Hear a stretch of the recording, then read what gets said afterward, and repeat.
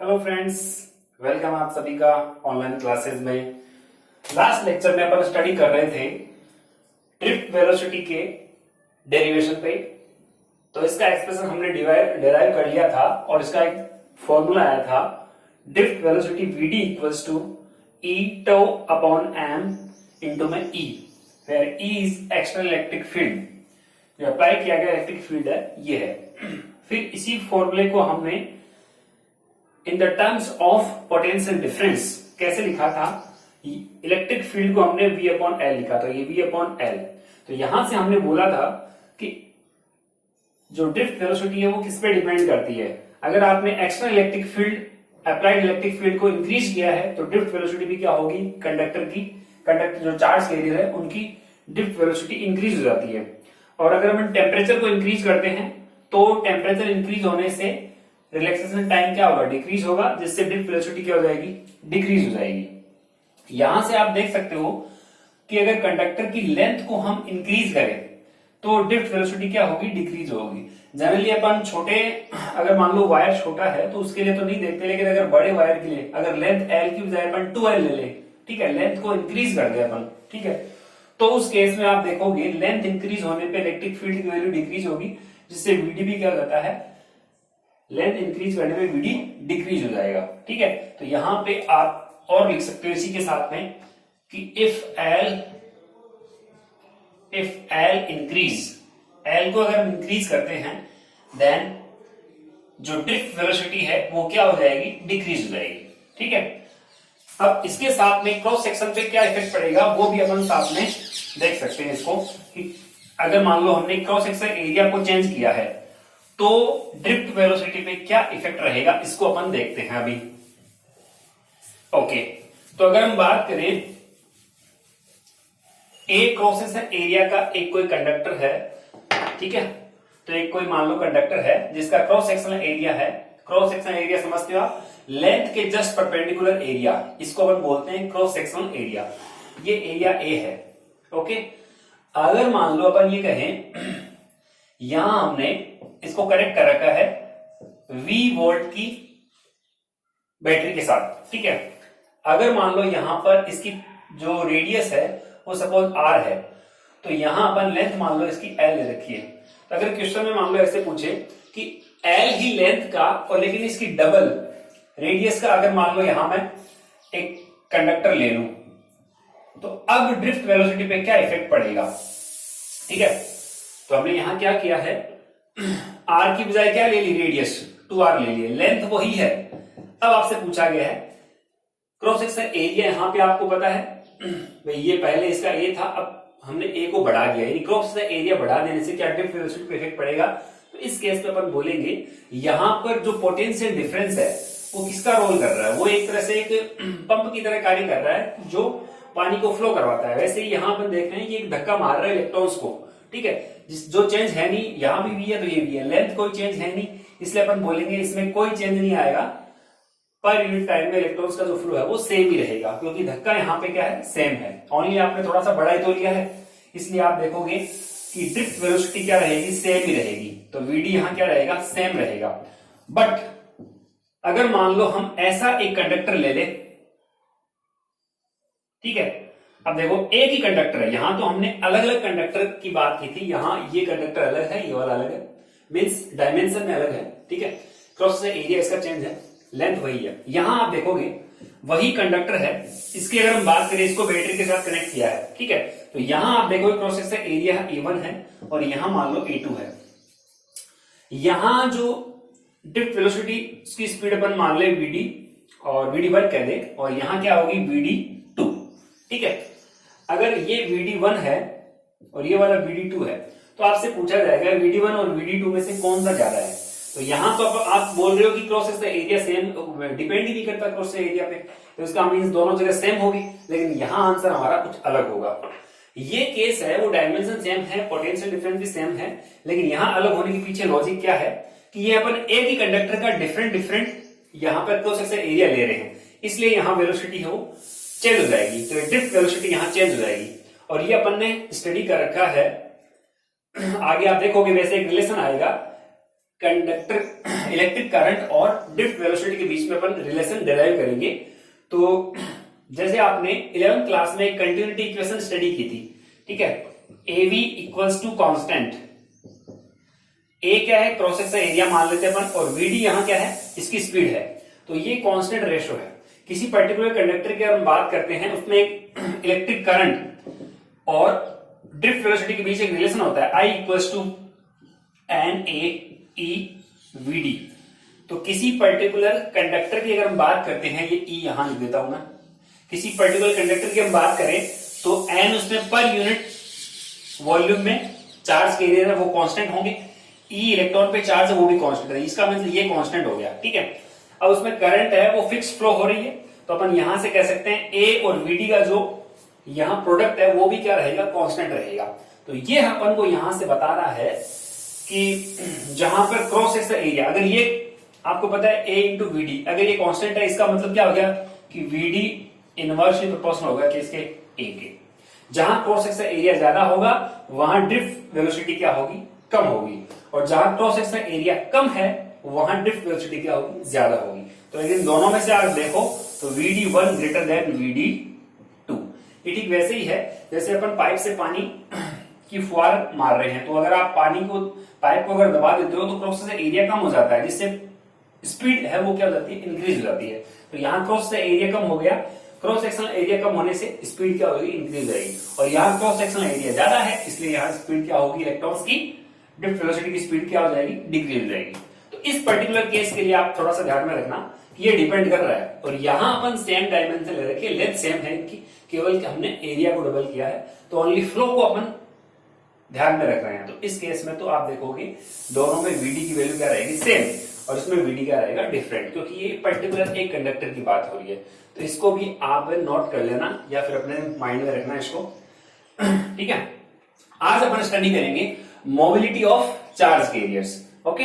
तो एक तो आप इसको नोट कर सकते हो, और इसको अगर आप नोट करो तो एक शॉर्ट अपन एक लाइन इसमें नोट कर सकते हैं कि यहां पे तो क्या है, VD सेम है, और इसमें अगर आप देखो इस केस के लिए VD1 is greater than VD2, इसका मतलब इनवर्सली प्रोपोर्शनल होता है क्रॉस सेक्शन एरिया के। ओके, नोट कर लीजिए। ओके, नेक्स्ट टॉपिक है मोबिलिटी ऑफ चार्ज कैरियर्स। अपन को फ्रेंड्स पता है मोबिलिटी का मींस, जैसे अपन मोबाइल यूज करते हैं, मोबाइल का क्या मीन होता है, मोबाइल मींस एक ऐसा इक्विपमेंट जिसे अपन, मोबाइल मींस अपन कह सकते हैं कि जिसको अपन एक जगह से दूसरी जगह तक आसानी से ले जा सकते हैं, ठीक है, यानी वो गतिमान है। मोबाइल का अर्थ होता है गतिमान, ठीक है, अपन एक जगह से दूसरी जगह आसानी से उसको क्या कर रहे हैं, मूव करा सकते हैं। तो मोबिलिटी भी यहां अपन देखेंगे कि चार्ज कैरियर एक जगह से दूसरी जगह क्या कर रहे हैं, ट्रांसफर कर रहे हैं कंडक्टर के अंदर। सपोज ये कंडक्टर है, इस कंडक्टर में अपन कहते हैं कि चार्ज कैरियर्स कौन होते हैं, फ्री इलेक्ट्रॉन्स। अपन ने स्टडी किया है डिफरेंट मैटर के लिए अपन देखेंगे डिफरेंट चार्ज कैरियर्स होते हैं। सपोज अपन कंडक्टर लेते हैं तो कंडक्टर में फ्री इलेक्ट्रॉन है। अगर अपन गैस लें तो गैस में आप देखोगे पॉजिटिव आयन है, इलेक्ट्रॉन है। अगर अपन सेमीकंडक्टर लें तो उसमें फ्री इलेक्ट्रॉन भी है, साथ साथ में होल्स भी हैं। ऐसे अगर इलेक्ट्रोलाइट जैसे NaCl और प्लस पानी, हमने एक इलेक्ट्रोलाइट बना लिया तो उसमें चार्ज कैरियर्स पॉजिटिव और नेगेटिव आयंस रहेंगे। लेकिन अगर हम यहाँ कंडक्टर की बात कर रहे हैं इस चैप्टर में, तो फ्री इलेक्ट्रॉन्स में चार्ज कैरियर हैं। तो अपन चार्ज कैरियर्स अगर बोल रहे हैं तो चार्ज कैरियर जितने भी चार्ज पार्टिकल है सबकी बात होगी, भले वो इलेक्ट्रॉन हो, प्रोटॉन हो, न्यूट्रॉन हो या फिर अल्फा पार्टिकल हो, ठीक है। तो यहाँ अपन चार्ज कैरियर्स के लिए उस पर चार्ज का सिंबल क्यू हमने बना रखा है और क्यू उस पर चार्ज है, ओके। तो यहाँ पे कोई चार्ज कैरियर है, वो कोई भी हो सकता है, तो अपन ने मान लिया इलेक्ट्रॉन है वो, तो चार्ज कैरियर वो मूव कर रहा है। अब उसकी मूव कर रहा है तो उसकी मोबिलिटी कितनी है वो अपन कैसे मेजर करेंगे, ये फिजिकल क्वांटिटी है मोबिलिटी। तो अपन इसको कैसे मेजर करें, क्या होती है, पहले तो अपन ये देखते हैं कि मोबिलिटी क्या है। तो मोबिलिटी का मीन होता है किसी कंडक्टर में अगर अपन देख रहे हैं चार्ज अगर फ्लो हो रहा है तो पर यूनिट इलेक्ट्रिक फील्ड के लिए कितनी इसकी ड्रिफ्ट वेलोसिटी है, यही कहलाती है मोबिलिटी ऑफ चार्ज कैरियर। तो मोबिलिटी ऑफ चार्ज कैरियर को अपन कैसे डिफाइन करेंगे, पर यूनिट इलेक्ट्रिक फील्ड के लिए जो ड्रिफ्ट वेलोसिटी की वैल्यू है उसे अपन कह देंगे मोबिलिटी ऑफ चार्ज कैरियर्स। अब इसको डिफाइन करने के लिए देखो हमने कौन से फॉर्मूले को यूज किया है। तो अपन डेफिनेशन तो यहां से नोट कर सकते हैं कि एट कांस्टेंट टेम्परेचर, एक पर्टिकुलर टेम्परेचर की अपन बात कर रहे हैं कांस्टेंट टेम्परेचर पे, ठीक है। उसका भी आप लॉजिक देखोगे। At constant temperature drift velocity per unit electric field is called mobility of charge carrier. इसका सिंबल अपन म्यू लेते हैं, ये सिंबल अपन म्यू ले लेंगे, इसको अपन म्यू पढ़ते हैं, म्यू MUE म्यू। ओके, तो अपन को एक फॉर्मूला पहले से पता है ड्रिफ्ट वेलोसिटी का, तो अपन यहां लिखेंगे we know that drift velocity VD equals to E tau upon M. तो ई की बजाय मैं चार्ज कैरियर्स पे चार्ज क्यों मान रहा हूं, ई टॉ अपॉन एम, और इनटू में इलेक्ट्रिक फील्ड है, ठीक है। अब ये यहां ई की बजाय मैंने क्यों ले लिया, क्योंकि कोई भी चार्ज कैरियर यहां हो सकता है, न्यूट्रॉन है, इलेक्ट्रॉन है, प्रोटॉन है, या फिर अल्फा पार्टिकल है, ठीक है। तो VD equals to Q tau upon M into E, ठीक है। ये अपन को रिलेशन पता है। अब किसी भी गिवन कंडक्टर के लिए कांस्टेंट टेम्परेचर पे अपन कहते हैं टॉ, रिलैक्सेशन टाइम है वो फिक्स रहता है, टॉ फिक्स है। क्यू चार्ज कैरियर पे चार्ज की वैल्यू है वो भी क्या रहेगी, फिक्स है। अगर इलेक्ट्रॉन है तो फिक्स है, वो ई रहती है। अगर मान लो अल्फा पार्टिकल है तो 2e रहती है, ठीक है। प्रोटॉन के लिए भी कितनी रहती है, ई रहती है, और न्यूट्रॉन के लिए भी ई रहती है। हमें पहले से पता है डिफरेंट डिफरेंट चार्ज पार्टिकल के लिए क्या क्या चार्ज की वैल्यू होती है, ठीक है। अच्छा, एम यहां मास है, चार्ज पार्टिकल का मास है, अब वो डिफरेंट डिफरेंट के लिए डिफरेंट होगा, यस। तो अपन किसी गिवन कंडक्टर के लिए सारी वैल्यू देख रहे हैं, वो क्या है, कांस्टेंट है। तो अपन कह सकते हैं कि VD केवल किस पे डिपेंड कर रहा है, इलेक्ट्रिक फील्ड पे। तो अपन यहां से बोल देंगे कि VD is directly proportional to electric field. तो यहां पर लिखेंगे for a given conductor, for a given conductor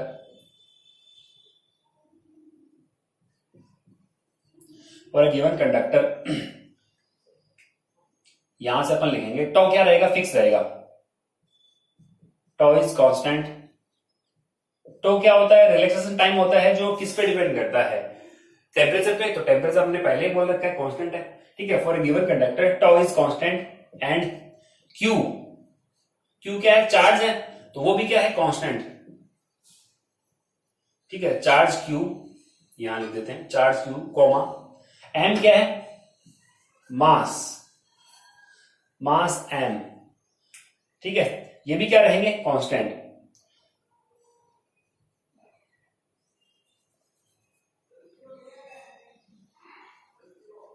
also constant, ठीक है। क्योंकि चार्ज अगर ई आ गया, इलेक्ट्रॉन की बात कर रहे हैं, तो ई इक्वल्स टू 1.6 × 10⁻⁻19 कूलम, ये अपन को पता है कांस्टेंट है। मास, इलेक्ट्रॉन के लिए मास भी हमें पता है 9.1 × 10⁻31 kg, ये भी फिक्स है। तो ये अपन को पता है, ये तो कांस्टेंट होते हैं, ये सब कांस्टेंट है। ये क्या है, कांस्टेंट है।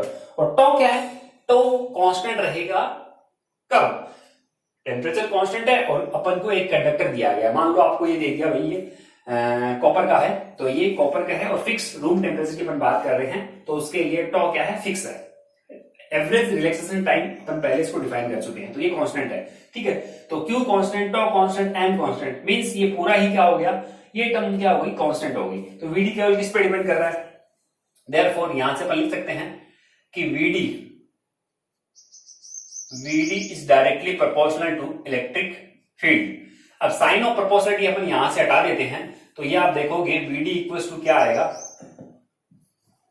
एक कांस्टेंट जिसको अपन म्यू कर रहे हैं, ये आ जाएगी यहां पे मोबिलिटी ऑफ चार्ज कैरियर। तो यहां पर लिखेंगे here mu is mobility of charge carrier, ठीक है। चार्ज कैरियर बोल देते हैं अपन, ये कांस्टेंट है जिसको ही हमने क्या कहा है, मोबिलिटी ऑफ चार्ज कैरियर। अब देखो म्यू इक्वल्स टू यहां से क्या बनता है, mu equals to VD upon electric field, ठीक है। ये फॉर्मूला हमने यहां से बना लिया। अब इसी फॉर्मूले को हम यहां से इसकी डेफिनेशन के लिए अप्लाई कर देते हैं। देखो इलेक्ट्रिक फील्ड की वैल्यू, अप्लाई इलेक्ट्रिक फील्ड अगर मान लो यूनिट ले लें, तो आप देखोगे जो वीडी है वही क्या होती है, मोबिलिटी ऑफ चार्ज कैरियर्स। तो हमने यहां से इसको डिफाइन कर दिया, at constant temperature drift velocity per unit electric field is called mobility of charge carrier. यहां से हमने इसकी डेफिनेशन बना ली है, ठीक है। तो ये आप यहां से इसको नोट करोगे और फिर इसको भी नोट कर सकते हो यहां तक। फिर इसके बाद में अपन आते हैं कि ये कैसी क्वांटिटी है। तो अपन ये कहते हैं मोबिलिटी किससे रिलेटेड है, मूवमेंट से, ठीक है। तो ये मूव कर रही है, स्पीड से रिलेटेड है, और स्पीड अपन जानते हैं हमेशा पॉजिटिव है, तो ये भी मोबिलिटी भी क्या रहती है, हमेशा पॉजिटिव क्वांटिटी है, और ये स्केलर क्वांटिटी है, ठीक है। इसकी कोई अपन बोलेंगे डायरेक्शन नहीं है, तो यहां पर लिख देंगे इट इज का मीन यहां म्यू के लिए है, it is scalar quantity. Mobility है वो स्केलर क्वांटिटी होती है, ये हमने लिख दिया स्केलर क्वांटिटी, ठीक है। और एंड पॉजिटिव क्वांटिटी,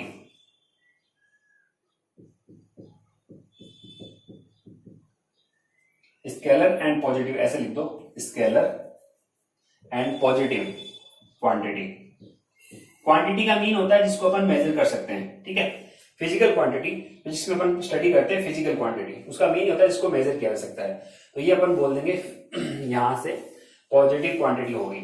अगर ये यहां पे स्केलर है, ये हमने लिख दिया। अब इसकी यूनिट और जरूरी है, एग्जाम में मोस्टली ये क्वेश्चन बहुत बार आता है कि मोबिलिटी ऑफ चार्ज कैरियर्स की यूनिट क्या है, ठीक है। Right the unit of mobility of charge carriers. तो आपको 1 मार्क्स का क्वेश्चन आता है, ये मोस्टली देखते हैं, यही रिपीट किस होता है क्वेश्चन, तो ध्यान रखना इसका आप स्पेशल बोलो। वीडी वेलोसिटी की क्या होती है यूनिट, मीटर पर सेकेंड, तो यहां पर लिखेंगे मीटर पर सेकेंड। नीचे इलेक्ट्रिक फील्ड की क्या होती है, वोल्ट पर मीटर, तो वोल्ट पर मीटर, ऊपर अगर मीटर जाएगा तो मीटर स्क्वायर हो जाएगा, तो इसकी यूनिट क्या बनेगी ये भी लिख लो आप, यूनिट इसकी रहेगी मीटर स्क्वायर सेकेंड इनवर्स और वोल्ट इनवर्स, ठीक है ना। ये वोल्ट इनवर्स है,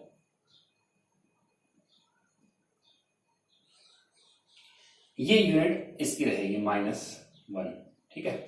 मीटर स्क्वायर सेकेंड इनवर्स और वोल्ट इनवर्स, इसको ध्यान रखना, स्पेशली यूनिट है।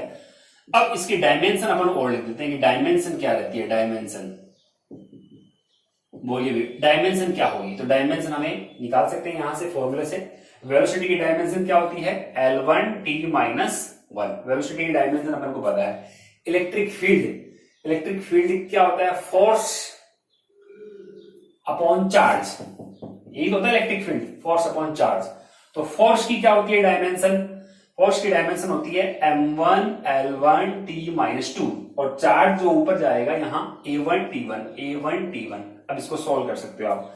यहाँ क्या आ गया M1, तो ये M1 तो आएगा भाई, चलो M तो यहाँ और कहीं नहीं है, M1। L1 से L1 क्या हो गया, कैंसिल आउट, ठीक है। अच्छा तो L तो 0 हो गया, फिर तो L 0 हो गया तो 0 रखो, ठीक है। फिर T-1 है और यहाँ T+1 है, ठीक है। तो ये क्या हो गए, ये भी कैंसिल आउट हो गए, T और ये ऊपर जाके बन गया +2, तो यहाँ पे आप लिख सकते हो T2, और A कितना है 1 है, तो ये लिखा जाएगा A1। एक बार आप डायमेंशन चेक कर लेना, ठीक है, आपकी बुक में दे भी रखिए। तो ये डायमेंशन हमने यहाँ नोट कर ली। अब ये डिपेंडेंस अगर देखें मोबिलिटी किस पे डिपेंड करती है, तो मोबिलिटी हमें देखने में लग रहा है कि इलेक्ट्रिक फील्ड के डायरेक्टली प्रोपोर्शनल होगी, लेकिन यहाँ इंडिपेंडेंट रहती है ये मोबिलिटी ऑफ चार्ज कैरियर्स। क्या आप वोल्टेज लगा रहे हैं उस पर डिपेंड कर सकती है, लेकिन यहाँ पे अपन एक पर्टिकुलर स्टेज की अगर हम बात करें तो उसके लिए ये चीजें है वो इसकी डिपेंडेंस है वो ई पे नहीं रहती, ठीक है। ओके, अब अपन यहां से एक इंपॉर्टेंट क्वेश्चन देखेंगे।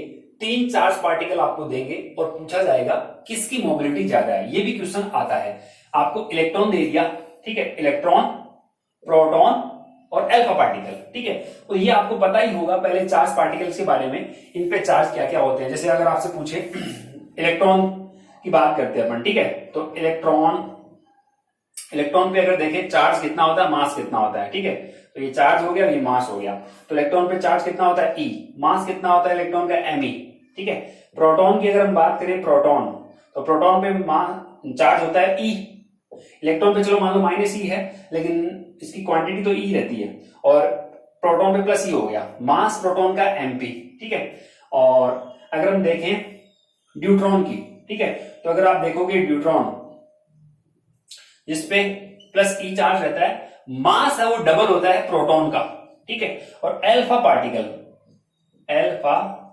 पार्टिकल इसके पास डबल चार्ज होता है, क्योंकि हीलियम का न्यूक्लियस होता है तो डबल चार्ज होता है प्रोटॉन का, ठीक है। और मास जो होगा वो 4 टाइम्स हो जाएगा प्रोटॉन का, ठीक है। ये हीलियम का न्यूक्लियस होता है, हीलियम आपको पता है 2 4, तो ये 4 टाइम मास हो गया, 2 टाइम्स ये यहां चार्ज हो गया इस पे। अब आप यहां से कोई भी क्वेश्चन सोल्व कर सकते हैं, ठीक है। मास इलेक्ट्रॉन का भी हमें पता है कितना, 9.1 into 10 to the power minus 31 KG, और प्रोटॉन का भी पता है 1.67 into 10 to the power minus 27 KG, ठीक है।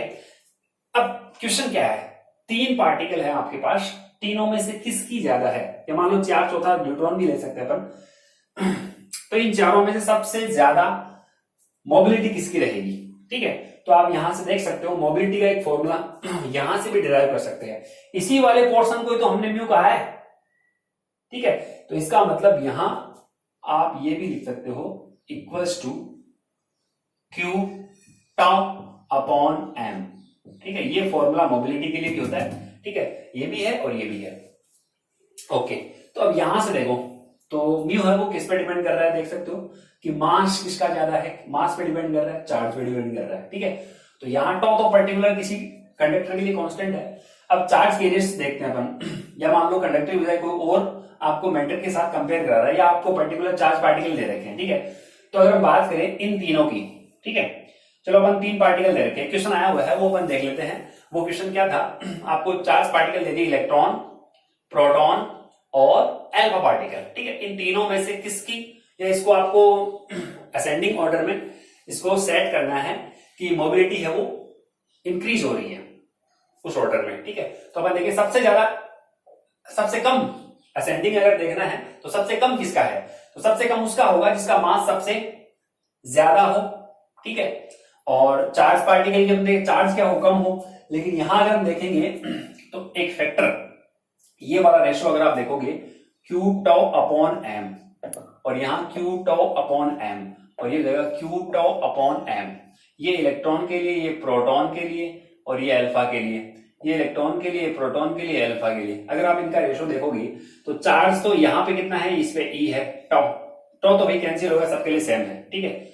इस पे ई हो गया, मास इसका एम ई हो गया, ठीक है। यहां अगर आप देखोगे इस पे भी चार्ज ई है, लेकिन मास आप इस देखोगे इसका ज्यादा है प्रोटॉन का, और यहां चार्ज है वो डबल हो गया, और मास है वो प्रोटॉन के कंपेयर में कितना हो गया, 4 टाइम्स हो गया, 2, ठीक है।